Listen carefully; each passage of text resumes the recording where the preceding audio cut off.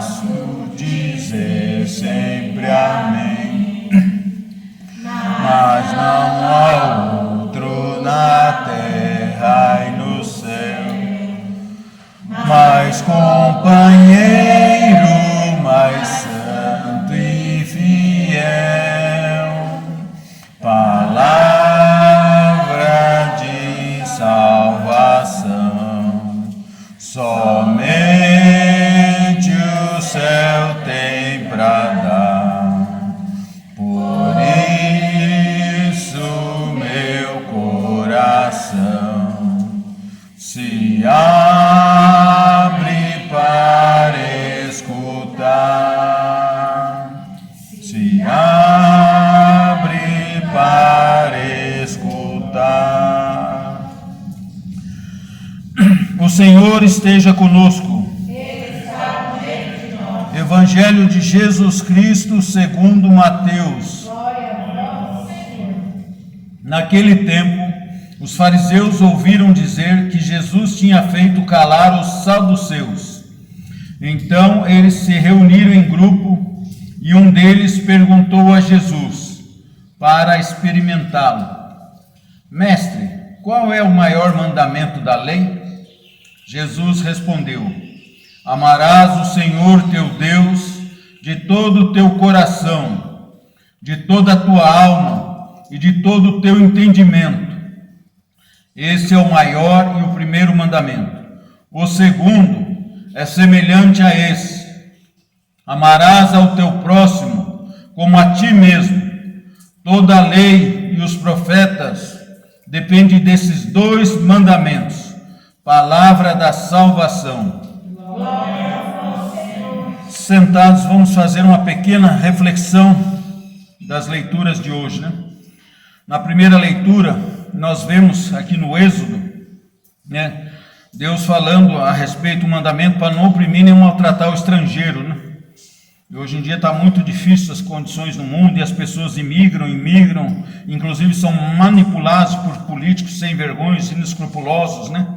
Mas a gente, quando chega até a gente tem que ter caridade, com alimento, com ajuda, com apoio moral, com conforto, porque eles estão totalmente desalojados, e é muito triste isso.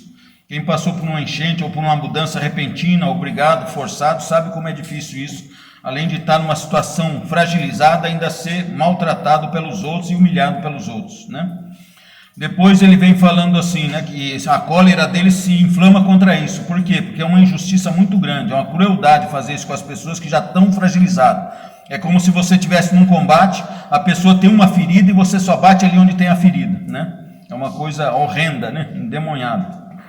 E depois ele vem falando assim, e depois o que acontece? Jesus falou, Deus falou, né? Deus Pai, o Espírito Santo, que se você fizer isso, você vai colher as consequências, né? Você vai receber o troco da sua maldade. E depois ele vem falando, se emprestar o dinheiro a alguém do meu povo, a um pobre que vive ao teu lado, humilde, não seja um usurário. O que é usurário? É enfiar a faca nos juros. Você cobra só o empréstimo da pessoa. Se ela for muito pobre, só o empréstimo mesmo. Se demorou muito tempo, você até tem o direito de cobrar uns 10%, 5%, 2%, 1%, mas o ideal não é cobrar nada, só receber o dinheiro de volta e acabou. E daí ele fala, se tomares como penhão do manto, né? Que a pessoa naquela época tinha um manto e a capa. E às vezes a pessoa, como era muito difícil de tecer manto, essas coisas, roupa naquela época não era tão fácil como hoje, que tem esse maquinário que produz as roupas, aquele monte de roupa em linha de produção, não. Antigamente era o tear manual, era as coisas manual, o fio de lã, de linho, então era muito complicado fazer roupa. E era um pouco caro. Então as pessoas geralmente tinham um manto só para cobrir. E lá, nesse lugar que Deus está falando, Israel, cai até neve lá, né? Lá naquele lado lá de Israel.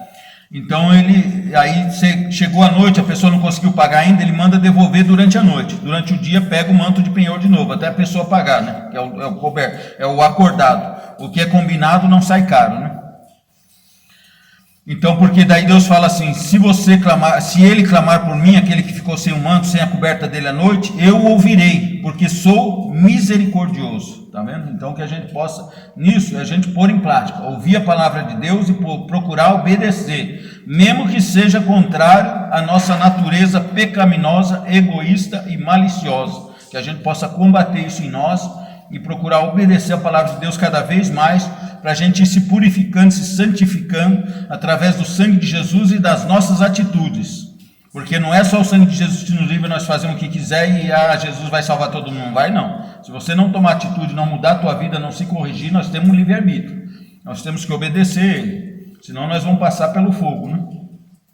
Na segunda leitura de carta de São Paulo aos Tessalonicenses, e aí ele diz: sabeis de que maneira procedemos entre vós, para o vosso bem, e vocês vos tornaram imitadores, acolhendo a palavra com alegria. Está vendo? Alegria do Espírito Santo, apesar do que? De tantas tribulações. Às vezes vem tribulação na vida da pessoa, ela chuta o pau da barraca, fala: Deus não me ajuda nada, eu vou fazer isso que se lasca, aí vai se afundar mais ainda e vai ser mais tosquiado, e o diabo dando risada e vai se lascar e sofrer mais ainda, né? Não é por aí, né? Então, mesmo na tribulação, louva a Deus, amém. Nuvem ao mundo e não voltarei, já estou no lucro. Já tenho a vida, já estou no lucro. Já passei a existir, já estou no lucro. Cheguei até essa idade, já estou no lucro, né?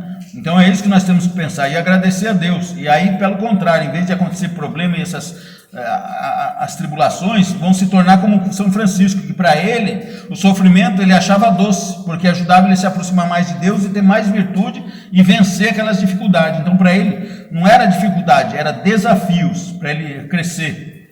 Então que a gente possa pensar assim também, né?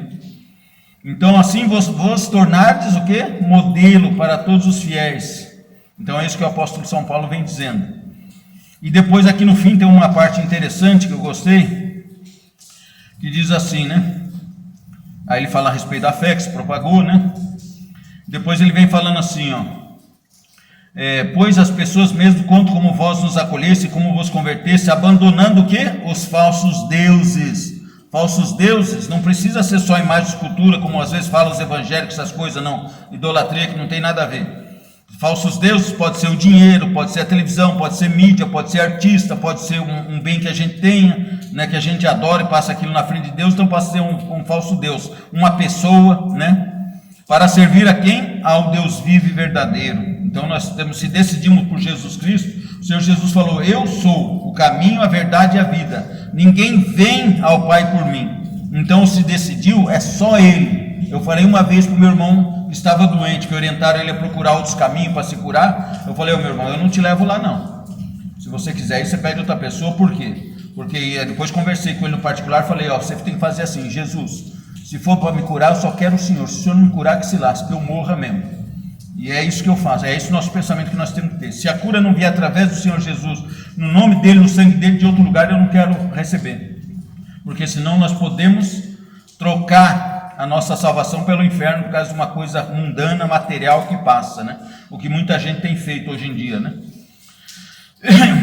Esperando, do Deus vivo para servir ao Deus vivo verdadeiro, esperando, que bonita essa parte aqui, esperando dos céus o seu Filho. Filho quem? Jesus Cristo, nosso Senhor e Salvador, a quem ele ressuscitou o seu corpo glorificado dos mortos, e que nos livra do quê? Do castigo que está por vir. Então nós temos que decidir a quem nós queremos servir. Eu já me decidi, agora vocês, depende de vocês. E é uma luta constante, porque nossa carne fala um monte, o diabo combate, o mundo combate. Primeiro a nossa carne, o maior inimigo da nossa alma é a nossa carne. Com a nossa carne, o que eu quero dizer?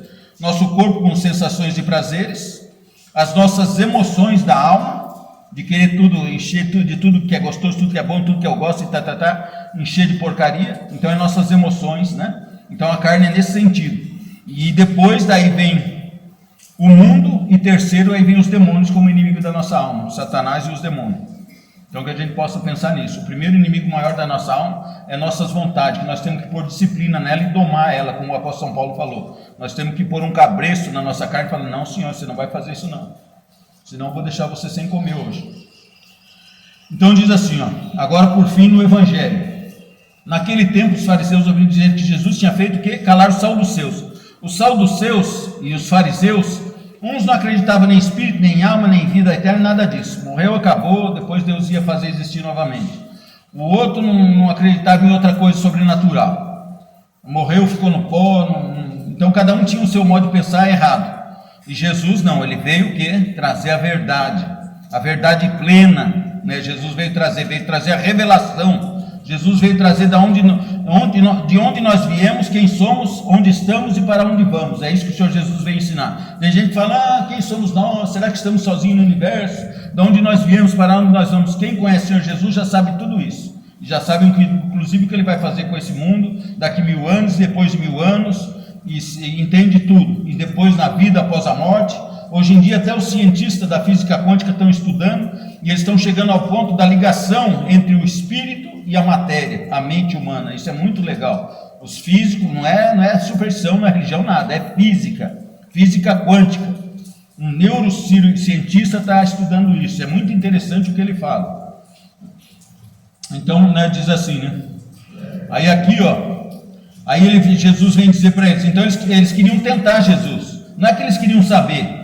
Eles chegaram para Jesus e perguntaram, mestre, maior hipocrisia e cinismo, mestre, qual é o maior mandamento da lei? Mas não é que eles queriam saber sem vergonha, eles queriam tentar Jesus, para Jesus falar uma coisa diferente, falar, ele está contra a lei, vamos matar ele vai contra a lei de Moisés, contra os mandamentos de Deus. Então eles queriam fazer armadilha para Jesus, só que quem vai fazer armadilha para o próprio Filho de Deus, a sabedoria infinita, a verdade, como ele falou, eu sou a verdade e a vida, eu sou a verdade e a vida, não existe outro acima de mim na verdade.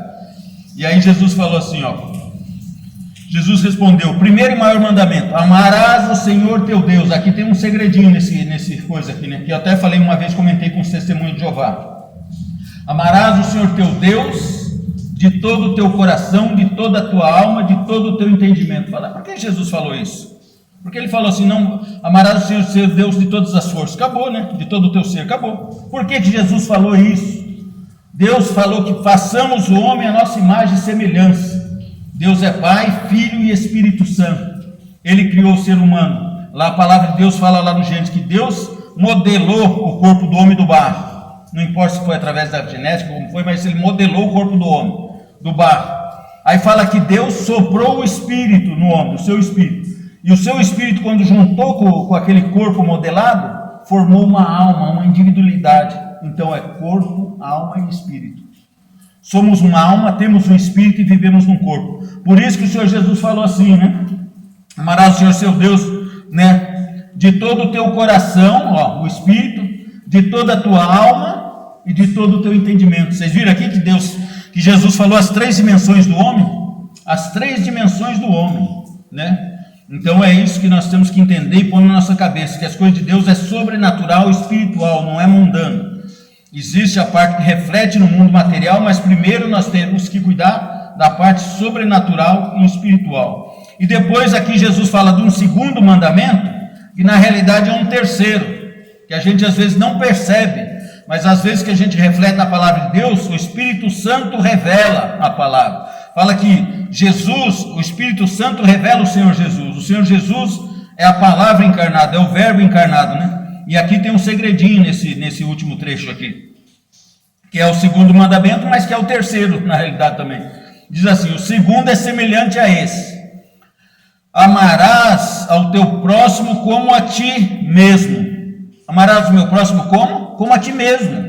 Então eu tenho que me amar. Se eu não gosto de mim, se eu tenho raiva de mim, se eu não gosto, se eu me desprezo, se eu tenho ódio de mim, tenho raiva, A pessoa às vezes é pessimista com relação a si mesmo, tem aquele espírito de inferioridade e tal, ele não se ama. E como ele não se ama, como é que ele vai amar o próximo? Como é que ele vai amar Deus, Então fala assim, amarás o teu próximo como a ti mesmo. Então seria assim, amarás a si mesmo e amarás ao teu próximo como a ti mesmo, Então daí o que Jesus diz aqui, por fim, muito bonito, que às vezes as pessoas acham sobrecarregar de mandamentos, os judeus parece que tinha 670 leis, alguma coisa assim, que eles tinham que cumprir lá aquelas leis, tudo era uma chateação, era zica, não conseguia manter, e eles oprimiam o povo, os sacerdotes, os fariseus, os saduceus, mas é como Jesus falou, mas eles mesmos não carregavam nem com o dedo, e ficavam oprimindo o povo, Então Jesus, o que ele falou aqui, toda a lei e os profetas